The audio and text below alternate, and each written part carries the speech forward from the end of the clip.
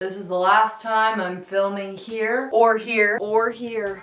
I don't really even live in this cabin anymore. So I'm moving out. And you would think that this would be at least bittersweet. I know some of you might be thinking that I just have some kind of story of like, I can't do this anymore.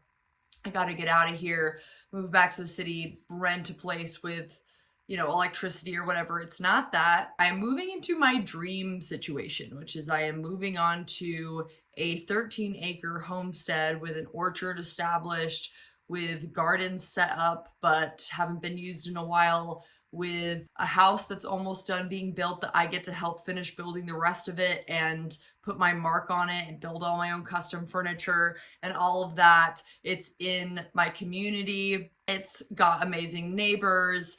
It's a little bit deeper in the mountains, so it's a little bit cooler, which is also something that I really want. And it's the absolute perfect situation. I couldn't ask for anything more. It has a creek running through it also. It's called Fairy Creek, and I am ferry adjacent. So I'm leaving this situation where I've been renting on my friend's family's property, renting this formerly abandoned cabin. I spent all winter fixing it up. As you guys saw, if you've been here for a minute, you can go back and watch those videos if you want to, with the intention of living here for at least 5 years. I thought I was going to live here and try to save up money to buy a piece of raw land to develop into a homestead. That felt pretty far-fetched because if you haven't noticed, with the economy and the real estate market, people my age, on the cusp of millennial and Gen Z, people my age can't really buy property, or at least have a very hard time saving up enough money to do so. But that was my plan. That was the only plan I really had to move forward on my lifelong dream of homesteading and living a, as sustainable as possible existence around friends and community. That's always been my goal since I was like a late teenager. And after me and my ex-husband broke up and he said he, wanted to stay in the city and I chose to move out into the country, I've been trying to find my way towards that lifelong dream and that goal. And I didn't expect it to just walk into my life with a very handsome, sweet, highly skilled, kind, animal-loving, hilarious, adorable man. I did not expect that at all. Since my breakup and starting my life independently, I've had the perspective of nobody is coming to save you, you need to save yourself. So getting into a serious relationship with someone who owns their own land was never something that I thought of as a possible solution or path towards my goal of homesteading and getting out of renting. I had considered, maybe just renting here forever, but it seemed like the only way that would make any sense is if I could save up so much money that I could pay my rent for like the rest of my life in advance. Because obviously everybody at some point is no longer physically able to work for money for the most part, unless you die working. And if you're ever going to retire and you're renting and you don't own, then you would need to save up enough money to rent for the rest of your life. And that's seemed about just as daunting as the idea of saving up enough money to buy land. So while I was happy that I was able to move out of the city and rent, and a lot of the people in my comments who would say stuff like, you should just buy your own home. You're saying I should rent in the city until I can buy my own home? That's more expensive than renting out here until I can buy my own home. So I might as well be out in nature and out in the area that I want to live. And if I hadn't moved out here, I wouldn't have met my partner, Bentley Robin, otherwise known as Ben or Robin. Ooh, dreamboat for someone like me, that's for damn sure. And his mom and the mom of the property I live on, this family, they have been friends for over 4 decades. So I'm still in the family. Again, why is this not a bittersweet? Romeo's scratching in the background. That's my son back there. So that brings us back to the question of why is this not a bittersweet moment? Obviously it's sweet because I'm moving into my dream life, finally getting to start homesteading, living somewhere where I don't have to pay any rent at all, which is freaking awesome. I'm gonna help with utilities, but it's extremely low. It's like propane costs of like a couple $100s a year, etc. So that's all super sweet. You would think that it'd be more bittersweet leaving the cabin because I have put so much work into it. I spent all winter working on it. I have made it my own, etc., etc. But I'm actually just feeling really relieved to go. If Ben hadn't come into my life, I would definitely be sticking this out because I really didn't have any other option, and I get really stubborn and committed to things, so I would have been sticking with it. But now that I'm leaving, I'm able to acknowledge to myself and to you the serious issues that there are with the cabin that I am very happy to leave behind. And the number one problem that I have talked about in the past, I did an entire episode devoted to it, but I haven't really talked about it since, is the mice. Death to all the mice. A drum for every tale. The cabin was abandoned for 7 years, 5 years. It hadn't been full-time occupied for over a decade and was fully abandoned for 5 years. I don't know if it was ever mouse proof, but I had the delusion that I could mouse proof it when I moved in by filling in all the holes. But I used spray foam and mesh to fill in every single hole that I could find. I know that mice can get through any space that is dime size or bigger, and I was plugging up every single hole, and they're still getting into there. Y'all know that I moved out of my yurt, which I absolutely loved. Like, I loved the yurt. I loved it. I loved the small space. I loved living in the round. Living in the yurt was a fantasy for me. I spent a lot of money on that yurt, and I basically left the yurt and spent all winter fixing up this cabin and moving here because I couldn't stop the mice from destroying my stuff in the yurt. And that, in part, is because the yurt, you know, it's traditional Mongolian yurt with sheep's wool lining and a canvas outside. It was soft, and the mice would just get in. They could eat through the lining and they could slide underneath it, and they were in. Nothing I could do about that, and they were destroying my clothes.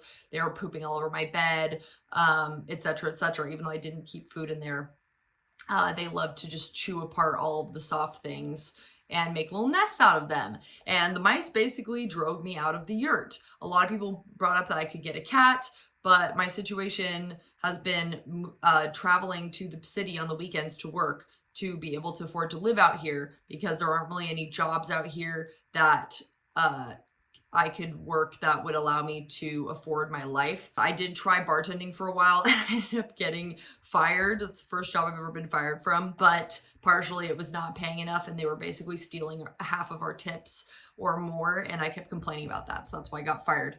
But anyway, I was leaving every weekend to work, and I can't take care of a cat in that situation. And also Romeo's pretty reactive with cats, and I was pretty concerned that if I got a cat, Romeo would just chase it away and it would join the other cats on the property that were nowhere near the yurt, and it wouldn't actually be a mouser for me. I was trapping the mice and killing some of them, but they just were relentlessly coming in.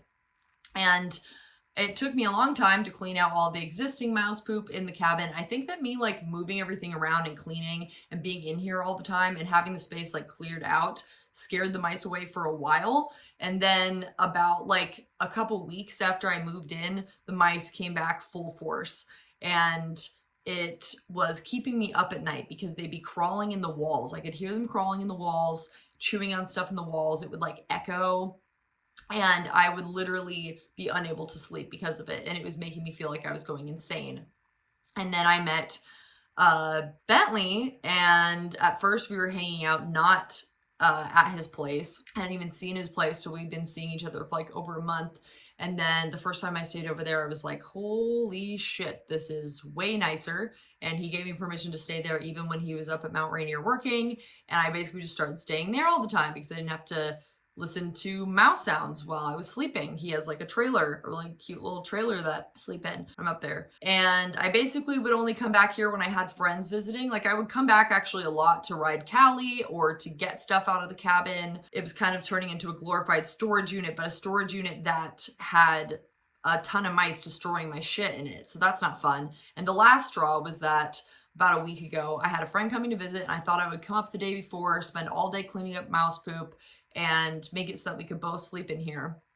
It'd been a long time since I had tried to sleep in here. I hadn't slept in here since my birthday in the middle of June. Was trying to go to sleep, and then I heard the mice chewing from multiple different locations. As soon as I get out of bed, they stop chewing. So it was really hard to tell where exactly it was coming from. I ended up putting a bunch of shoes by my bed, and then whenever I would hear them chewing, I would throw a shoe at the wall and they would stop. But they'd only stop for like about a minute, and then it would start again. And I was like, I feel like I'm going insane. This is crazy. And then I opened one of my drawers and 2 mice jumped out, just like this other situation that happened in the yurt. Maybe I'll play that clip again, or I'll just link the video because I think I posted it as a short. But anyway, 2 mice jump out, and I see that there's like 3 mouse nests in my clean towel drawer. And I had a shop vac in the cabin. I have like a battery bank that I can run tools off of. And for a second, I was going to just suck up the mouse nest. And I was like, what if there's babies in there? And the babies are going to go in the shop vac. And then the shop vac is going to have dead baby mice in it. And then I'm going to have to clean dead baby mice out of the shop vac. And it was 1 a.m. and I just couldn't even deal with it. And I just grabbed my bags and left and drove to Ben's place in the middle of the night and just slept there. And then when my friend came to visit the next day, I drove back and I slept outside, and her and I slept outside by my campfire for the next 2 days, which was really nice. I love sleeping outside, but it's ridiculous to be paying $750 a month for a place where I can't even get a good night's rest. And if I was going to be continuing to stay here, if I hadn't met my partner and didn't have the opportunity to move into my dream situation, I probably would have tried another round of buckling down and really, setting multiple traps a day and all of that. And I probably just would have kept like suffering through it. I kind of hit the point where I stopped even caring about the hantavirus risk. I think there's like an ADHD fatigue thing that was going on. You're supposed to put a mask and gloves on every time you clean up mouse poop because they have a high likelihood of giving you hantavirus, which is a very deadly, serious virus that is respiratorily passed on from the mouse poop and pee and whatnot. And if you remember my mouse video, I was taking it really seriously for a while. And then it just became so common, so often, that whenever I'd come in here, if I wanted to use a table, if I wanted to get a dish out, if I wanted to get some food out of the totes or whatever, there's going to be mouse poop on it. And I just couldn't deal with the whole procedure of putting on a mask and gloves. And I just started basically cleaning it like it was any other gross thing, where I would just spray it down with disinfectant and then wipe it up and throw it away and wash my hands, which is not enough. It's kind of a miracle that I haven't gotten hantavirus yet, because Washington has the highest likelihood. It's the highest likelihood in deer mice, which are around in rural areas, which is where I live. I'm constantly exposed to mouse poop in this cabin. And yeah, I think that if I had continued to live here, I probably would have just continued what I've been doing, which is, fighting the mice via traps, but then kind of just burying my head in the sand about the problem. And I don't know when that would have broke me and I would have given up on the situation, or I don't know. But I did have the thought a couple times that I wish I had taken all of my stuff out of the yurt, put it in a storage unit, and then basically used the yurt as like a camping space and just camped in the yurt and not spent all of the time and money on this cabin. But at the same time, I proved a lot to myself with this space. When I first saw this cabin, I had a vision of how I could transform it into this Studio Ghibli-esque space that would be like my own little world where I could, create art and all of that. And even though I didn't really get to actually enjoy the cabin, I never got to do any sewing in here because all my sewing stuff, even my sewing machine, would have mouse poop on it. And I know that when I sew, I leave stuff out until the project is done, which usually takes a couple days, and that it would end up getting mouse poop and pee on it. So why even start? Why even bother? Really didn't enjoy the space in the way I hoped to. I didn't do a lot of cooking here. I mean, I cook outside on the porch, did some of that, but the kitchen, situation was always gross with the mouse poop. And yeah, I just really didn't get to enjoy the space or use the space in the way I wanted to, but I did get to make my vision a reality. When I moved in, that video where I show all these shots of the house, that's kind of the only time where, and actually the front room was messy at that time, but anyway, the house turned out visually the way that I wanted. And it means a lot to me as an artist to have an idea, have a vision of what I want to see in the world, and then make it happen. And that was extremely satisfying and built a lot of confidence. And even some of the things I learned, I learned how to lime wash, and I love the lime wash effect. I'm going to be lime washing some of the rooms in the house that Ben and I are building on his property. I'm just a painting gremlin, living in a world of pain, in a world of paint. The door project was so fun. This is a harrowing experience. Look how nice and smooth this is. Yep. And I'm going to take that door with me. The family who I'm renting this from said they're going to tear this cabin down after I leave. So there's no issue with me taking the door, and I'm going to put it on something else. I learned a lot during that project. I just built a lot of character with the struggle that I went through over the winter, walking back and forth from the mouse yurt to the mouse cabin in the mud, cleaning this out, all of that. So yeah, hindsight 50-50. If I knew that I was going to meet my partner and have the chance to move on to the homestead of my dreams, would I have started this cabin project? No, but I don't actually regret it because I made the best decision that I could with the information that I had at the time, and I learned a ton along the way. So, you know, you can't see what's coming down the road at you. It's just not possible. Just not possible. I think I've talked about this on the channel, but it's been my lifelong dream to build my own house. And Ben's about halfway done with the house, and I'm going to get to learn a ton of stuff about building and do all the fun parts, which is like the decorating and building furniture and painting and all that stuff. So I'm pretty freaking stoked. And my dad used to be a general contractor. He built some of the houses that we lived in when I was a kid, and he's super excited to help with the house build. I'm going to be doing all kinds of house building YouTube stuff that will be a lot more interesting, I think, than what I did in the cabin, because I basically just cleaned up and painted in here. And Ben and I are going to be doing a lot over there in terms of actual construction, and then a lot more as well in terms of getting to do videos about making furniture and, you know, making cool decorations and all of that stuff. And Ben has such a cool architectural vision for the house. It's like really exciting and creative and original. So I'm super excited about that. I'm super excited to be able to make more homesteading content. I'm going to revive the garden there. I'm going to be doing a lot with the fruit trees. We're getting chickens in a couple weeks.